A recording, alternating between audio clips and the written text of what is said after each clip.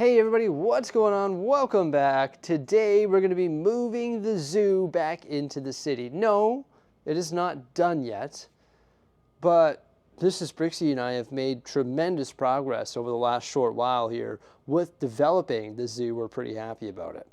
And we're not going to be able to continue working on this project until about mid-February because we have an exciting event planned for the first half of February. And me, being me, just wants to see it in the city.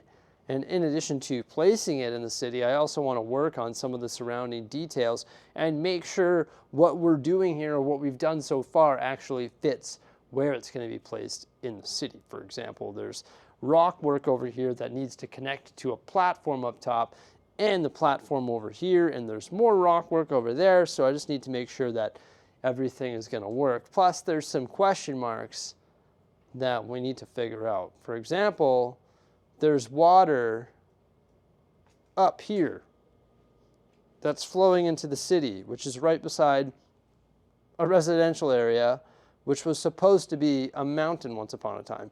So what are we going to do with that? How are we going to answer those questions? I need to place this down there and start to visualize what we're going to do with that. And yeah, Mrs. Bricksie and I aren't going to be able to work on this for like 2 weeks, over 2 weeks. So we may as well place it down there and see what it looks like, because the suspense is killing me. I want to see what it looks like down there. We've made some tremendous progress in the Lego City, and we've made some progress here, and I want to see what those things look like when they're together. So let's do it. It splits apart into 9 different modules. Seeing it like this is pretty sweet. I'm surprised I didn't accidentally lock some modules together when we were working on it. That tends to happen. But look at this. We got 1, 2, 3, 4, 5, 6, 7, 8, 9. All right, everybody. Let's go for a little bit of a ride here on my 4-wheeler. Oh no, how many wheels does this thing have? Holy, it's a 5-wheeler. All right, let's go. So I moved each piece individually, and there they all are. We've got some accessible through this access point and some on that access point over there. I should probably start with the back centerpiece, which I believe is over here.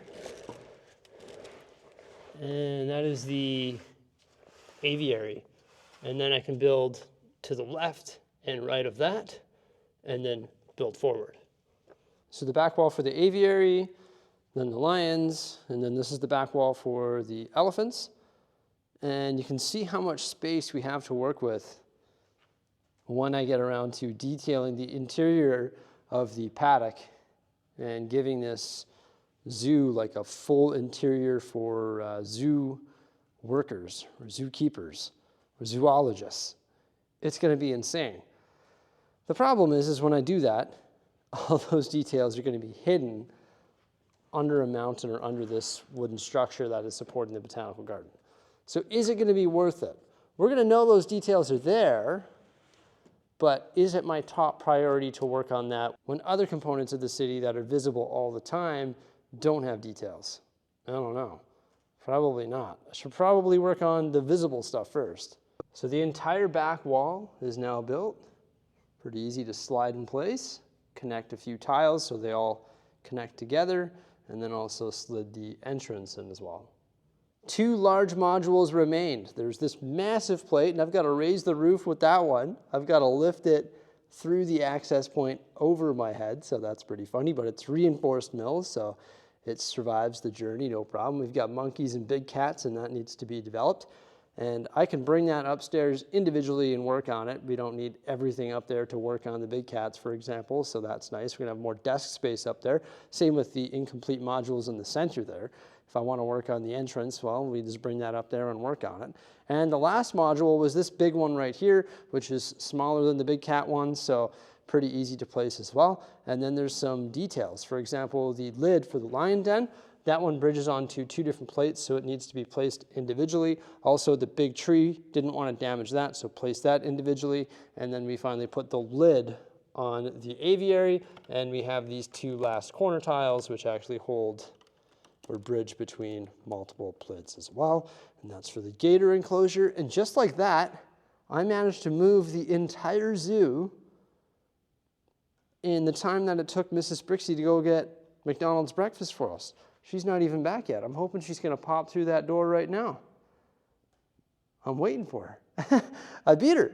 That's awesome. So yeah, it doesn't take long to move all 9 modules and to move the entire zoo, which is a good thing. Thank goodness for Mills, because if this was like all interlocked and everything, it would be an absolute nightmare. But that's why everything in the city, like everything, is modular. Like this is a giant chunk of mountain. This is a giant chunk of mountain. And I think that's one of the things that really impresses everybody when they come to the studio and I present the city to them.